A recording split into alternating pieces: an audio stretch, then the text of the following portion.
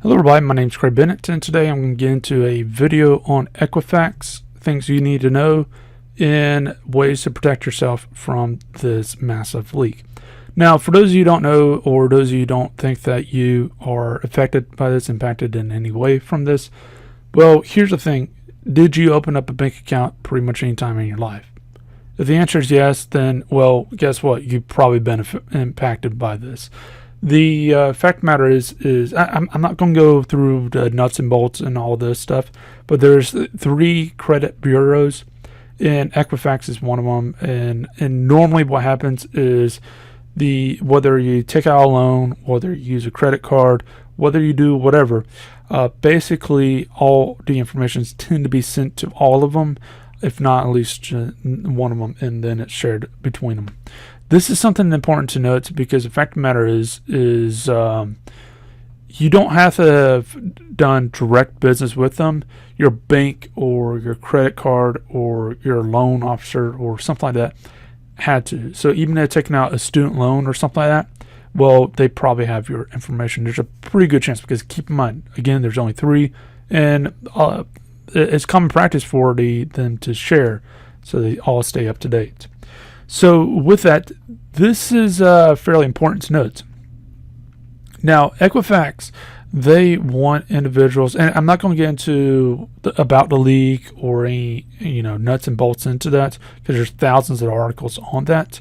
But I've seen a lot of articles, they don't really cover what you actually need to do and what you shouldn't do. A lot of them tell you to go here and sign up for their service and do all this crap. And no. It's no. Here's the thing: is Equifax, they're trying to push individuals to here, and many news sites that are just ignorant, technologically speaking, they're ignorant. What the fact of the matter is a lot of them are trying to push people to go to this given site and sign up for the Trust ID service, or at least sign up for the site and see if they've been impacted. Well, here's the thing. Several cybersecurity professionals, including myself, and quite a few others, they checked on this, and what we found is this, from an outside perspective, keep in mind, since I don't have access to the nuts and bolts of the website, I can't say for 100%, I have to say that for legal reasons. But from the outside perspective, it looks like a random number generator. Basically, what is happening is you can put in your proper information multiple times and you can get a different thing out of it each time, or have a chance of getting something different, which should not happen at all. You put in there 100 times, it should give you the answer 100 times, the same exact answer 100 times. Well, the thing is this has a random value to it. And also this is included, you can put junk information into there and it will still give you some random okay or not okay type of thing. That's pretty important to note because, from the outside perspective, I'm going to say it's pretty much a random number generator, but inside it might be crap coding or something like that. But if it is that, it shows that you really shouldn't trust Trust ID, their security service, because that means what quality do they have for that? So with that's just something that you need to note right there. Now you might be asking, okay, why is it a random number generator? Why don't they just tell you if you've been impacted or not? Well, here's the thing. Keep in mind, you're talking about 100 and something million people. I think 140 million people. Well, that's a lot of information to sift through. And the fact of the matter is they are trying to push their service, their Trust ID service. They basically want people to sign up for it for a year for free. And afterwards, I think they're hoping that people will stick around and keep paying for it. Which, it's whatever. If people decide to do that, then that's on their own head. But I'm going to tell you right now, all of these are snake oil. And that's just my personal opinion.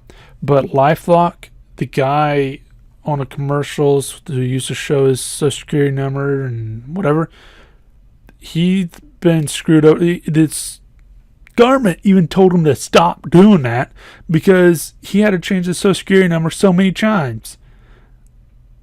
These things do not work that well. They might work like on some front. They might work on, a very small front. But unless if you're a flippin' idiot, these things are just snake oil. So that's a big thing to note into itself. Now, the big thing to also note is since their main site has been hacked through a simple web application, I'm not going to get into through all the ins and outs, but basically a person in elementary school could do this hack. It's just fortunate. Well, actually, I can't tell you if someone, state level or whatever, hadn't tried it before, but basically, if such an idiotic thing can happen, why would you trust a security company? It's like saying that some security company XYZ, their corporate office got broken into, but you want to use them to protect your own house, and their own systems can even protect your corporate office. It makes no sense.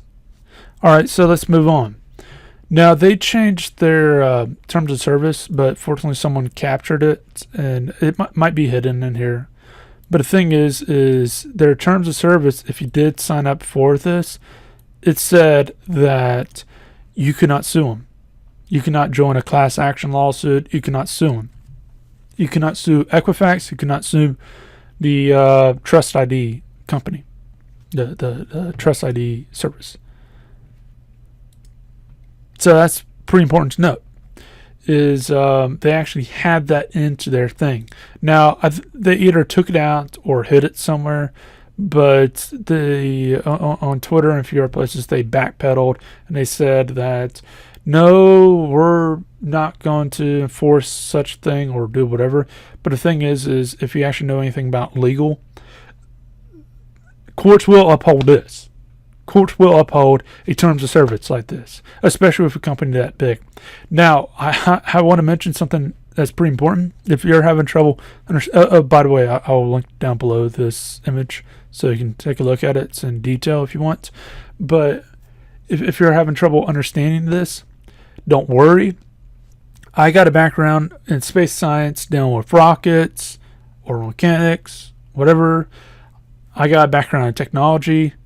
I got a background, like I have 3 degrees. I'm working on a 4th degree, and I barely understood it. It was just fortunate that some lawyers pointed out and said, hey, if you sign up for this thing, you're giving away your rights.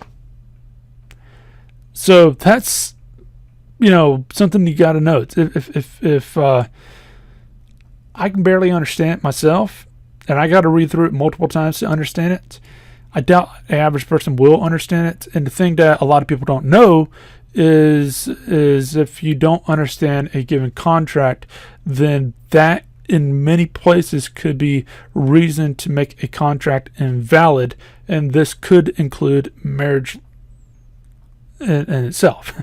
So if you think your marriage, the whole receptions and all that stuff was a joke, and you didn't really think that was a real deal, then that could be your way out. Now, it's up to the court to say, okay, we're going to uphold that or not. So that's also something you got to note. And the fact of the matter is this company has quite a few lawyers. So, yeah, you're going to have a time fighting that. So that's something to note. Again, I don't know if they still have that in there, because it looks like they changed their terms of service quite massively, but they could easily hit it somewhere in if they wanted to do a case-by-case thing, which I doubt would happen in the first place, because that just took up too much resources and whatever. But the fact of the matter is they they could easily hide that. So don't sign up for this. That's a bad idea, no matter which way you want to take a look at that. What you should do is, I'll leave a link down below to this. This is a FTC government site.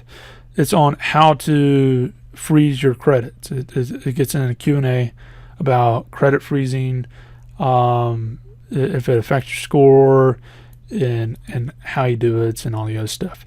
Some states, if you're in the UK, you got to look at your own thing. I don't know too much about UK law, but some states in the United States, the cost of it is like $15 or something like that per freeze and unfreeze. But many states, you don't have to pay anything. All you have to do is tell them, go through a thing and tell them that you want to freeze or unfreeze. There's no reason to have it unfreeze unless if you're getting a loan or doing something around that. Like, here's the thing: you should have your credit unfroze if you're getting a job, because especially if you're doing like with IT, if you're doing stuff that I cover on this channel, or if you're doing government, that's a pretty good reason to have it unfroze. If you're getting a loan or dealing with loans, that's also a good reason. Keep in mind it has to be unfroze for quite some time. It's a very difficult process, so you got to look into this. I don't remember all the dates and whatever, but it does take some time to get it unfroze. So that's something to note, and but that's something to note into itself. So what I would do if I was you is I'll look at freezing your credit score right then and there, because like for myself, where I have no loans, I'm not getting a loan, and I'm good all around on that aspect. I don't have to worry about this type of stuff, so I can freeze my credit, and that way I don't have a problem. And then when I'm about to buy a brand new car or something like that, maybe then I can unfreeze it and wait until it's completely unfrozen and go from there. So that's something to note into itself. Now, something to also note is on here, this list the credit bureaus, and yes, Equifax is one of them. The thing is, okay, I guess it says that's $5-10. The thing is you can do, I think, a year, per year, you can do a free credit report. Do that, and that'll show you if anyone's screwing around with your stuff. Now, note that if someone decides to screw around with your social security number, if someone tries to screw around with some other things, there's not much you can do about that. You got to stay on top of it. But if someone's screwing around with your credit, you can at least stop them fairly quickly. That's something fairly important to note. You also might want to take a look into the laws into this, because depending on the area, and this is not a joke type of thing, depending on the area, you might have a couple weeks to report that something's up. Whereas if you take like 90 days or something like that in many areas, then it's not on the bank's head, it's not on this head, it's not on that head, it's on your head, and something like that I think really shouldn't be there. I think it should be on the bank's head, unless if you're like handing out your debit card or something like that to random people. So that's something to note. Now, keep in mind that this gets into fraud alert and military and stuff like that. So take a look at all this stuff. But this is pretty much your only answer when it comes to this, until the government steps in and gives a better solution. And personally, I think your credit should be froze anyways. Again, unless you're about to do something like buy a house or buy a car or something like that. There's no reason for a kid to have their credit score run amok just because it's unfroze. So as far as that goes, and right here it gets into the annual credit report stuff. So keep that one in mind. So as far as that goes, links will be down below to these two things. Feel free to ask questions, add any more information down below, and I'll see you in the next video. Hope you have a great day.